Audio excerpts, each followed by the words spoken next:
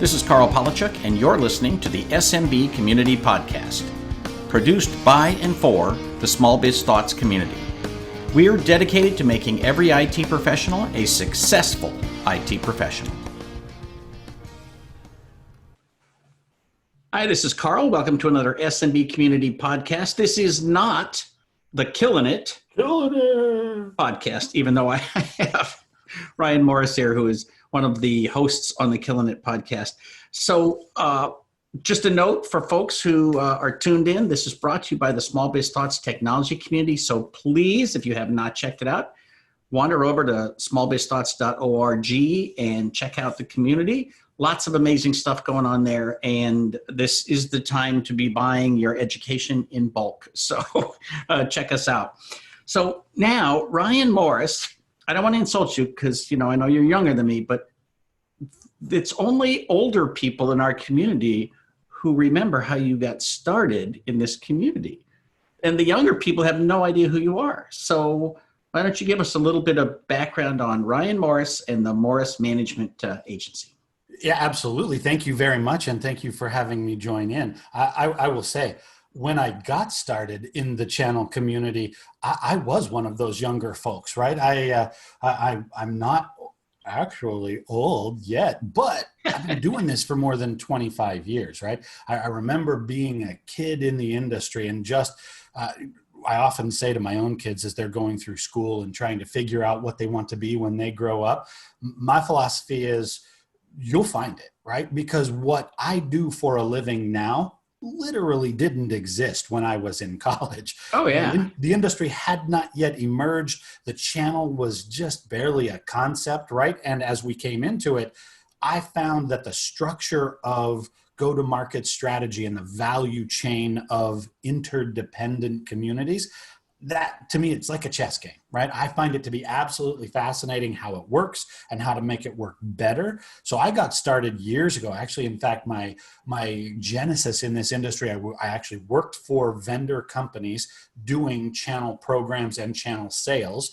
Then I moved into an agency consulting side of things. From there, I actually spent a good season at the iPad organization, if you guys are familiar with them, on the what's now called the channel company side of things.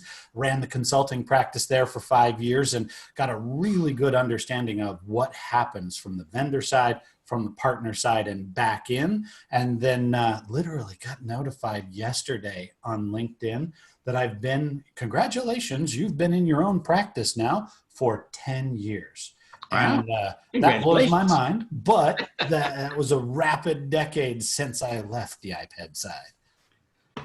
Yeah, I hope I never get something that pops up and tells me how long I've been doing this. Exactly. It's like, thanks. Now I'm done for the day. Now I really feel old. So you're really good at the strategery side of things. Like, how did that come about? Did you go to school for business management, or, because you seem to have a very strong business sense in a way that a lot of people don't. It's not just knowledge of facts or a theory about this or that, but your first reaction is to go deep into things and understand a layer below what everybody else is talking about. Thank you very much. In fact, I think that is what makes this a good gig for me, right? My brain naturally thinks in systems and approaches things from a process and method point of view, but every process is effective for a reason, right? And that reason has to come from strategy. My education, actually, I majored in communications with my emphasis in public relations, not the deepest business thinking degree. So you have a BS in BS. Exactly, right? Like as my mother still tells everybody when she tries to explain what it is that I do for a living after all these years, her description is, well, I think that he talks for a living. And that's reasonably accurate, right? Yeah, it's not bad. That's not too far off of what I do, but I actually come at it from kind of, like, we've talked in the past about, one of the big gaps that we see in the channel is small businesses that don't have a written business plan, right? Like on paper with rationale, backed up by numbers, with some understanding of the environment in which you live. That's a big problem for the industry, but that's exactly where like my default thinking process begins. If you tell me what's going on out there in the world, I want to understand, well, what's the context of the marketplace that you are in? What are the uncontrollable factors like the economy and like, some of the regulatory environment? And then what can a company do to optimize their position inside of that? I find that that's what's missing. But what I also learned is that, as much as I spend time teaching other people that, I'm vulnerable to being persuaded by my own strategy thoughts.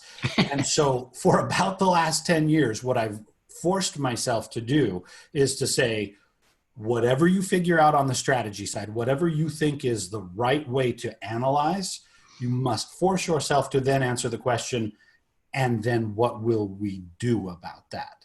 And that's been honestly the reason that we've been successful and able to hang around for a decade in this practice, is that it's that kind of connecting point between why things are happening the way they are and what you should do about that, that then turns into, okay, well, how do we get that done? Because I think strategy without action doesn't do much. Those connecting points are sometimes very difficult because every single thing changes all the time. So if you learned a lesson working for a vendor about how to move to the cloud 10 years ago, skip ahead a bit. How does any of that relate to the reality of the environment that we're in today?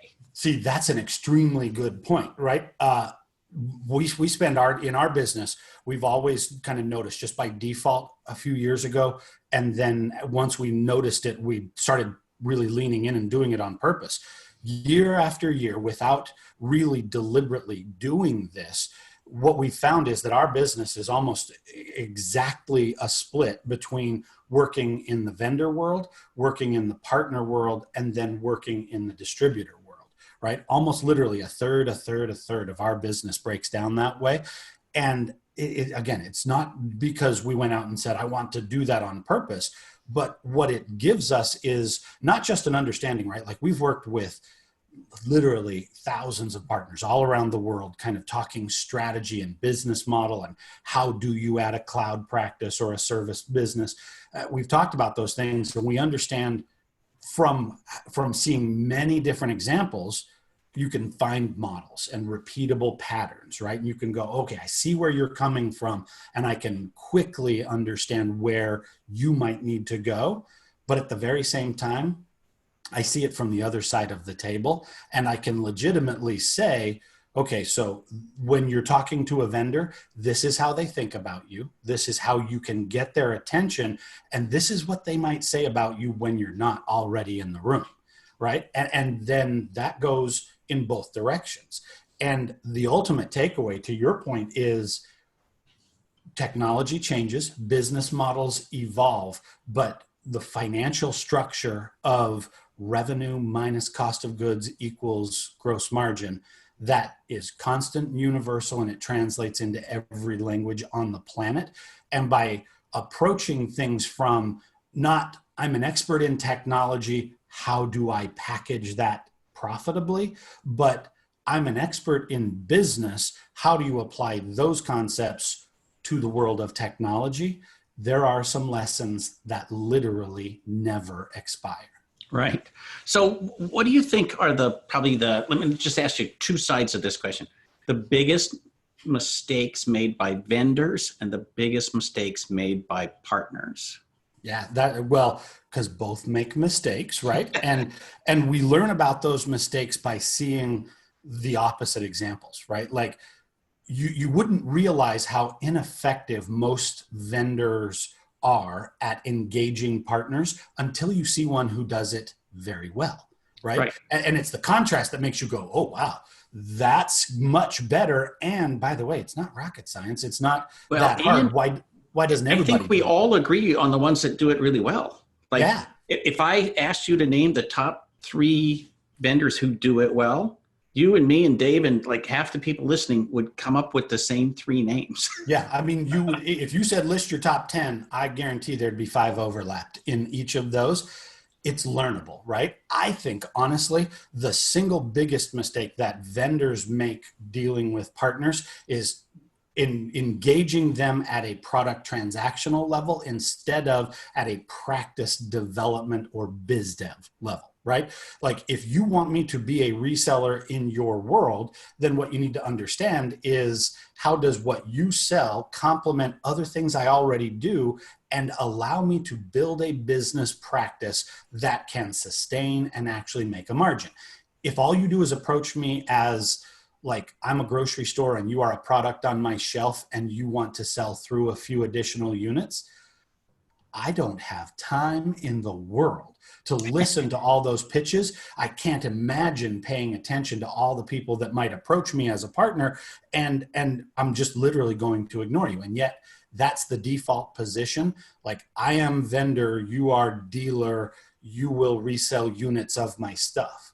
Well, I mean, I get that 25 years ago, that actually was but the how much of that model. is due to the partners who respond to it, right? When a vendor comes out and says, let me show you a business model that'll make you rich, and then they come out and say, let me show you a filter that'll get rid of 7% more spam, they get the engagement on the statistical horseshit.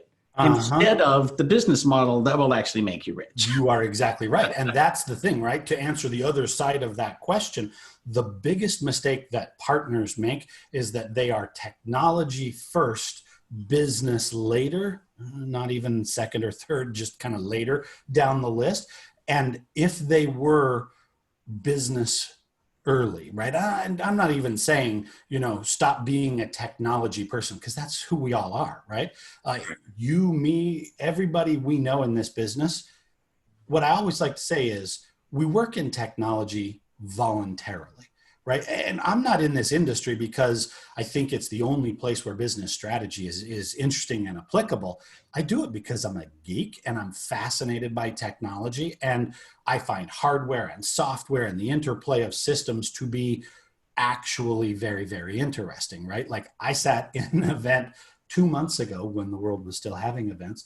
I sat in an event and listened to a manufacturer who operates at like the chip and board level in our industry, talking about architectural things in terms of the way that they allocate on-board memory channels.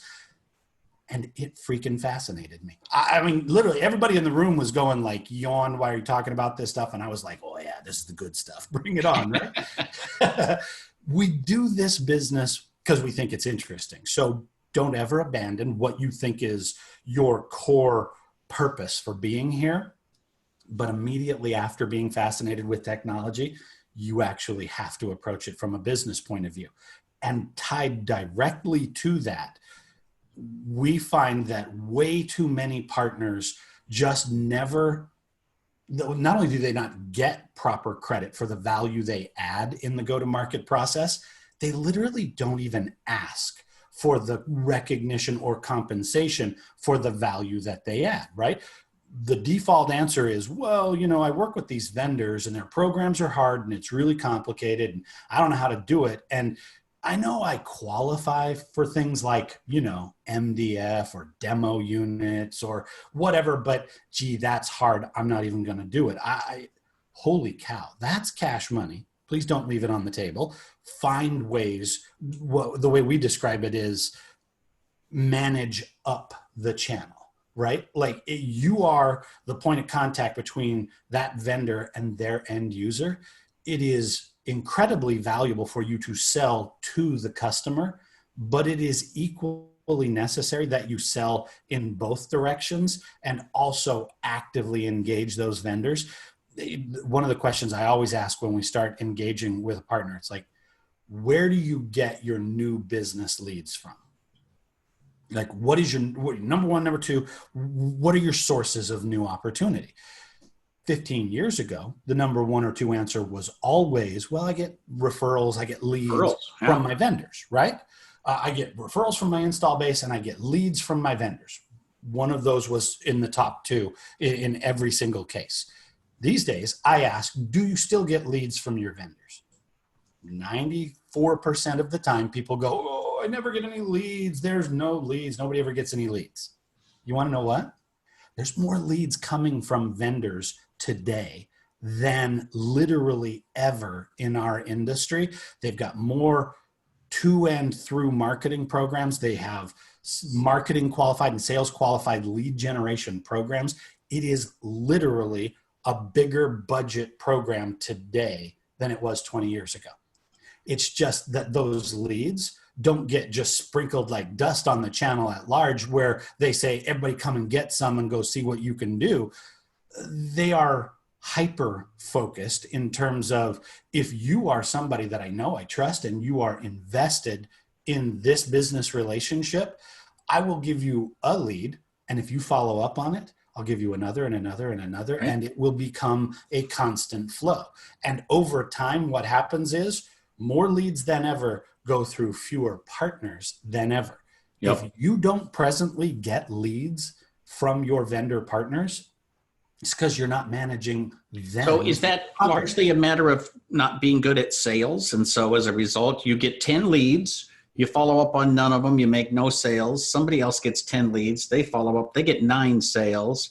They get all the leads after that. Yeah, that's the first mechanism that happens, is just the performance metrics.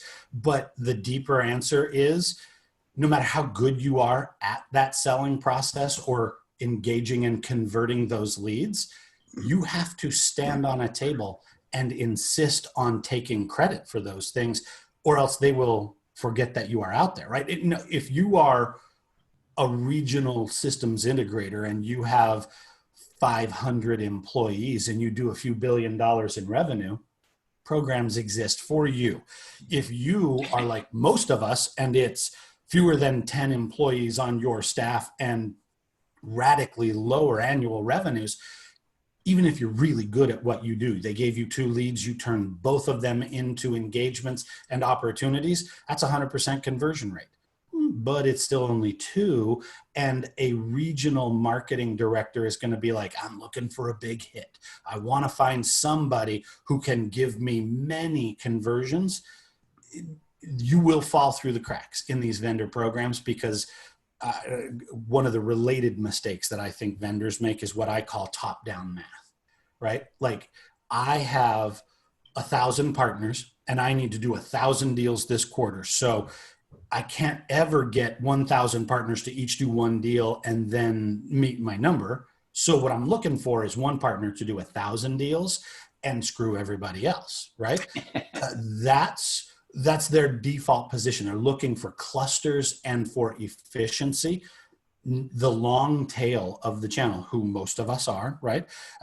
Most of the long tail will never proactively be engaged by a vendor. They do what they call, non-touch partner management strategies, right, or distribution allocation strategies. The vendors are trying to maximize their dollar spend, Absolutely. Right? And one to many is always the way to do that. So what can partners do? I mean, because it seems to me one of the things is your strategy as a partner is tied into where the vendor is in the growth of their business. If they're just starting out and they're eager to please you, that's one thing. If they're established and they got a little private equity money and now they need to make 20% increase in sales every quarter, then they're going to pay attention to different partners in those different scenarios. Yep, they are. And what we find is, there's a kind of an underlying philosophy that I've developed over the years that I've used as kind of a logical approach to understanding market dynamics and the maturity of individual vendors within those market dynamics.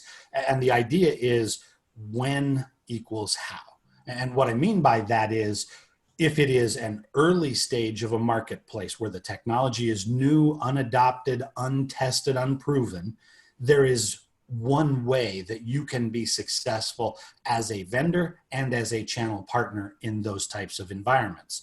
If the market is mature and then a new vendor comes in, but the market is already established, right? Like if you started a new company today doing backup and recovery software. Not a new market segment, well established, very mature. Even a new vendor has to conform to the way the market wants them to succeed.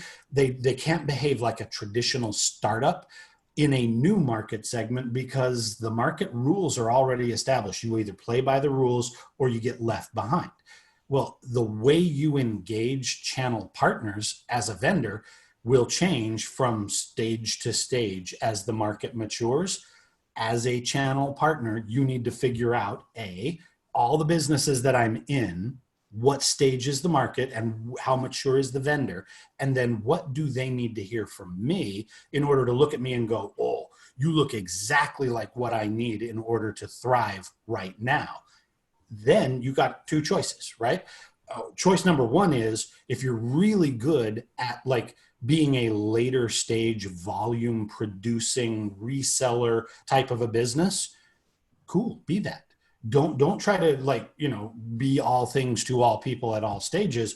Figure out what you're good at, and then identify the vendors that are also in that stage and heavily invest in them, and don't invest in the people that are not appropriately aligned to your value proposition. So that sounds like great advice. How do I find that information? How do I know when a vendor is at a stage where what they need are the skills that I have with my clients and my prospects, today?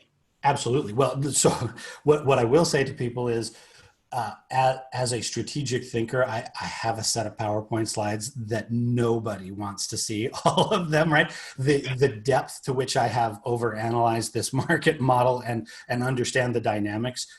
It's fascinating for me with a glass of wine in my hand, but others, I think, don't necessarily appreciate them. But what I can say that we've learned from all of that model analysis, who is the end user decision maker that actually controls the budget and says yes for the thing that you are selling? If that is somebody in the CTO, strategy, technology, systems development, and redesigning digital transformation, if that's what you hear, well, that's early stage, and you're going to be selling to executives. You're going to be selling to budgets that don't already exist and have to be invented or reallocated. That's one way of selling, right? If the person who says yes to the thing that you're doing is production line, running a data center, or servicing the network and the endpoints that are there, the budget is known, the technology is known, and it's a manager in the IT department who makes those purchase decisions, radically different strategy and different sales process. Who says yes and controls the actual budget approval will tell you how mature the market is. It'll tell you exactly when you are, and then all the job descriptions line up. What does the vendor need to do? What does the partner need to do? And how do we engage with the end user, that actual decision maker, in order for all three of us to go, oh yeah, this is a really good idea. I ought to spend my money here. That's the easiest and cleanest way to analyze. What we're finding statistically that will upset everybody's business strategy right now is that somewhere in the last 12 months, right? Different analysts will argue about different times. Somewhere in the last 12 months, we crossed the Rubicon where more than 50% of all technology purchase dollars are approved by somebody outside of the IT department, right? Now, part of that is due to the maturing of established technology categories. And it's one does not need to be an IT genius to specify the configuration on a laptop, right? And so you don't need to be high-end IT systems analyst in order to spec, well, okay, the sales team needs 50 new laptops. That's probably going to be done by somebody in a purchasing operational environment, and they don't care how that thing is configured. They are not triggered by anything about the technology. They're just looking for convenience and compatibility, and they're looking for a volume discount, right? Okay, that's one way of selling outside of the IT department.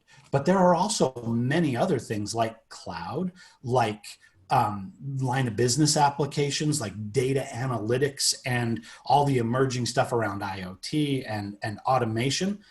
Those are also not decisions that are being made inside the operational side of the IT department.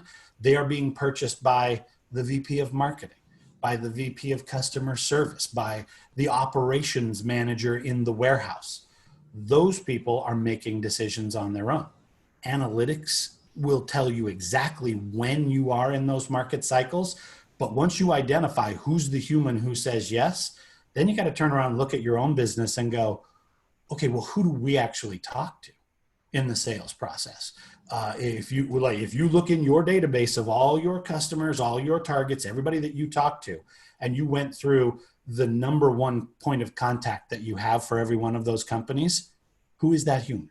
Well, if that human is inside the IT department, then what you're saying to yourself is voluntarily, we're not even competing for more than 50% of their technology spend. So, and how much of that is our own fault as IT providers for not looking to the marketing people and saying, what are you buying? If you're buying websites and Google advertising, let me help you with that. Yeah. Right? But that means I got to get out of my comfort zone. See, that's the thing. To answer your question directly, it is 100% our fault for not being willing to adapt and adjust to the new market conditions. Every cliche you've ever read in a business book will eventually root back into the principle that the only constant is change. Right? Everything changes. All the markets mature. I always tease people like, if you got into this business expecting to sell the same stuff today that you did last year, you got into the wrong business. I mean, none of us make money selling dot matrix printers anymore. Hey, dude, I got a bunch of 56K modems. I will sell them cheap. I could work you guys a deal on all of this green bar paper that I got in my warehouse, right?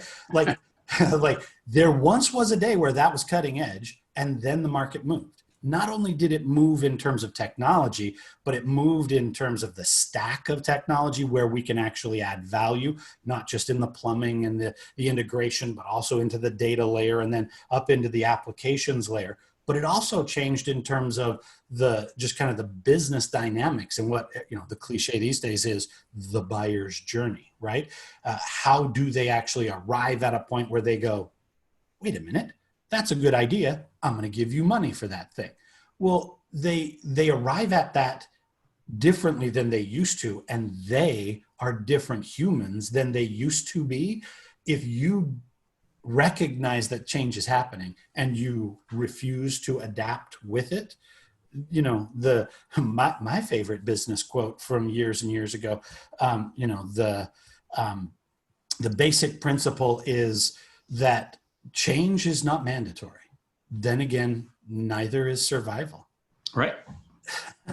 Exactly. I mean, so let's not to be almost out of time. Let me make sure that people know how to get a hold of you. Unfortunately, Ryan Morris, hard to find on the internet. Carl Polachek, easy to find on the internet. Exactly. Right? There's many of me. The world has shifted dramatically. So, but on LinkedIn.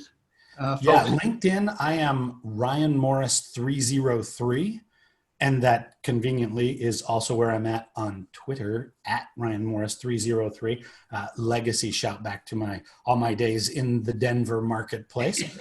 And will always be still 303. Oh, and your little icon is the Bronco, right? Yeah, exactly. So, that's my thing, right? I was born and raised as a Broncos fan, and I will always be, even though I have very strong philosophical differences with the way they're recruiting and drafting people these days. So that's time for a different discussion. But you can also find me. Our website is morrismp.com. So Morris MP as in managementpartners.com. That's our website. And, we're out there. I readily acknowledge and admit I am not somebody who produces a ton of content on social media, but I am there, and it's a good way to connect and communicate with me because we are always in the industry and figuring things out. And so we're always happy to engage and have a conversation with people. Very good. Well, you are very well respected in this industry, and in particular as an instructor and a teacher. So even though you don't teach a lot of classes per se, you're somebody that people look to and say, oh, I'm going to open my head. Now you need to get to pour stuff in. Well, and see, that is the best possible thing to hear, because the way that we've had to adjust our own business, right, over the last few years, we did finally agree to drink some of our own Kool-Aid here and build a managed services practice inside our own consulting business. Like I've been teaching people how to build a managed service practice for 15 years. And I finally decided about 5 years ago, that's a really good idea. We should apply that to the world of business management, strategy, and sales effectiveness. So we do one-on-one gigs with people on a contract recurring basis. We have a number of different formats that we engage, but we also do big project work. So we are in the world of vendors about a third of the time. And like I said earlier, we are in the world of solution providers about a third of the time. So we are always happy to engage and see what we can do to help. Very good. And you're going to be, we are literally out of time now, but you're going to be a speaker at the SMB online conference. So people can look for you there. And of course, every week on the other podcast. Killing it. See, I don't know if that's entertaining to other people, but it certainly is to us. So exactly. All right. Thank you, sir.